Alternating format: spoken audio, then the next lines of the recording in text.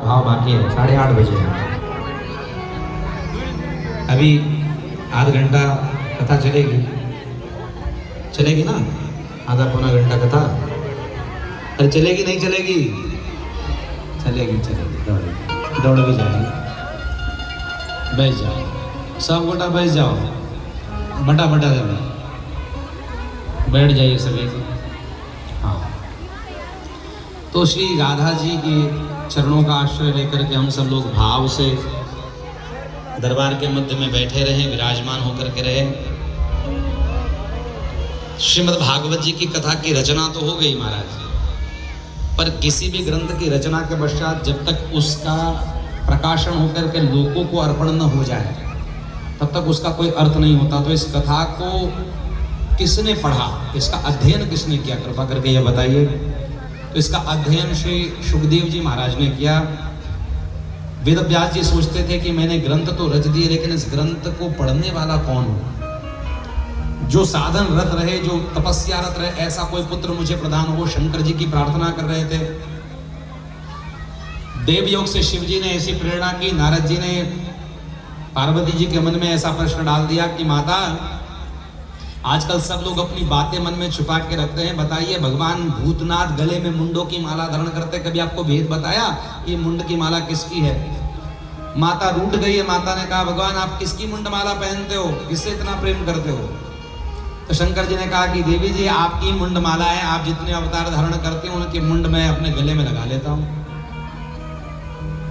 अच्छा, तो भूतनाथ ऐसा कौन सी बूटी आपने पी ली है जो मुझे नहीं मिली अभी तक, जो मुझे बार बार अवतार धारण करना पड़ता? अब मुझे अवतार धारण करने की इच्छा नहीं, अब मैं पार्वती रूप में रहना चाहती हूँ। तो भगवान भूतनाथ ने कहा ठीक है, चलो मैं तुम्हें वो बूटी पिलाता हूँ। पिला दे ओ साकी हरि के नाम की मस्ती, पीने वाले दाम न पूछे महंगी है या सस्ती, पिला दे ओ साकी हरि के नाम की मस्ती। तो अमर कथा सुनाने के लिए भगवान गए अमरनाथ की गुफाओं में। वहां जो कथा सुनेगा वो अमर हो जाएगा, इसलिए भगवान ने सबको रहित कर दिया। लेकिन एक शुक का अंडा वहां रह गया। अब अंडा सजीव है या निर्जीव है, इसका बहुत लोग प्रश्नों के मन में दिमाग में है। अरे जब जिसका सजीव का होगा तो सजीव ही बनेगा। अंदर में वो था, भ्रूण रूप में विराजमान था।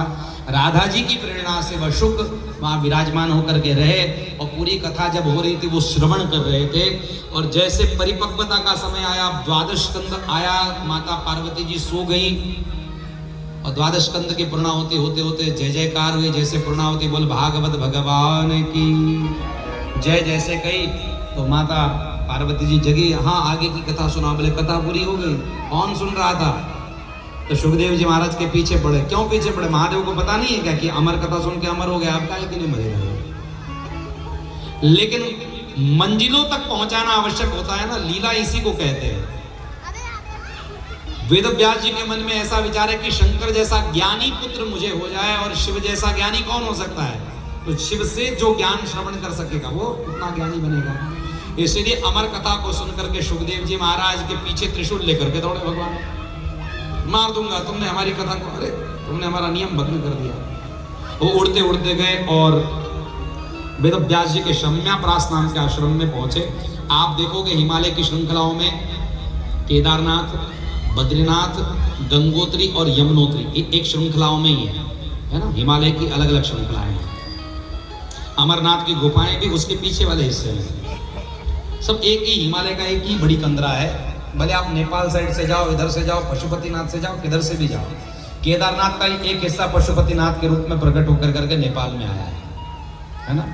तो हिमालय ही है।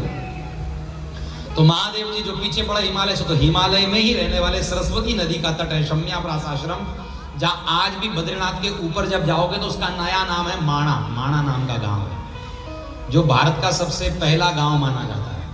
आखिरी गांव मानो, पहला गांव मानो, हिमालय की कंदरा में।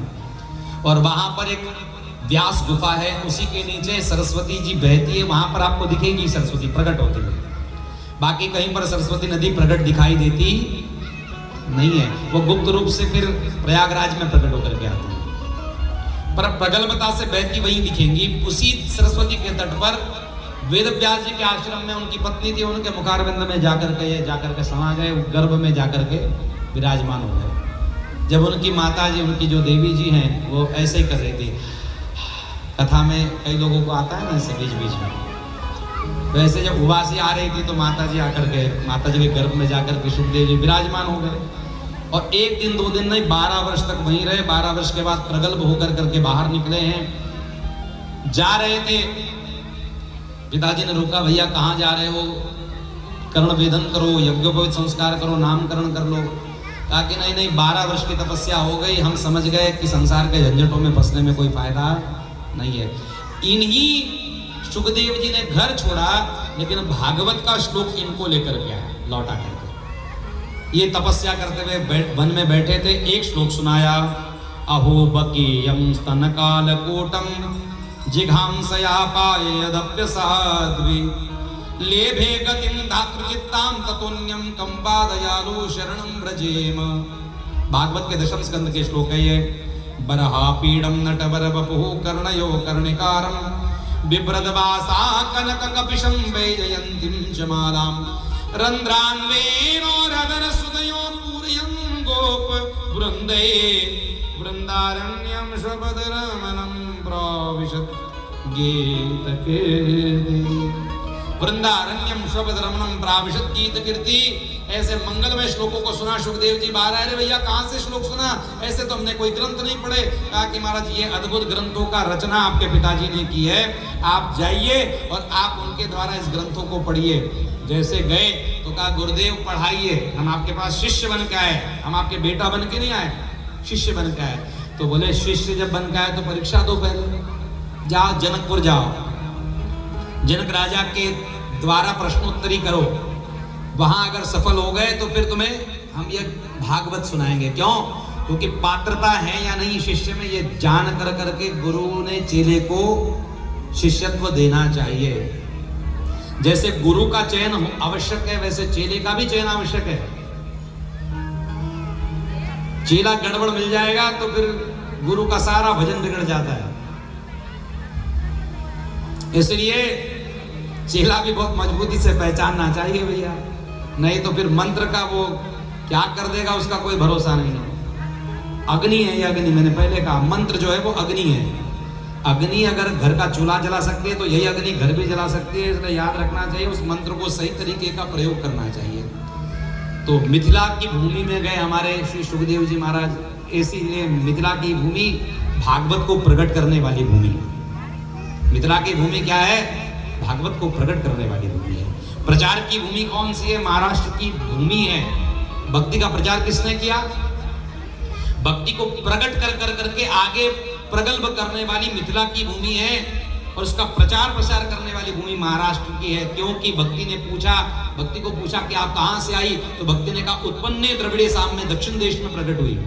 वृद्धिम कर्नाटके कथा, कान रूपी कर्नाटक में पली बड़ी, और क्वचिन क्वचिन महाराष्ट्र में मैं और मेरा मान सम्मान किया गया, और गुर्जरे जीर्णताम कथा, गुजरात में जाकर मैं गुजर गई। तो इसीलिए महाराष्ट्र की भूमि ने इसको प्रचारित प्रसारित किया है।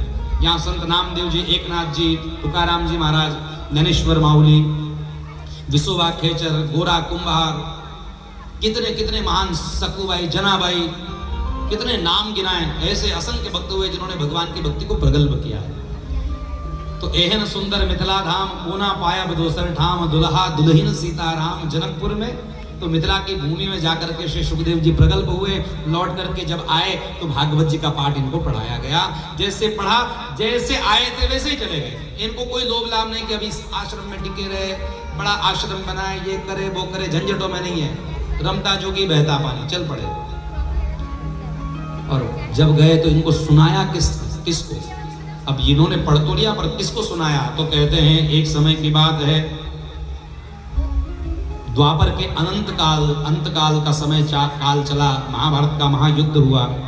उस महाभारत के युद्ध के मध्य में भगवान नारायण ने ऐसी लीला की कि समग्र लीला को समापन करने के लिए भगवान ने कौरव और पांडवों के युद्ध का महाप्रयाण कराया। देखो कृष्ण की लीला बड़ी विचित्र है।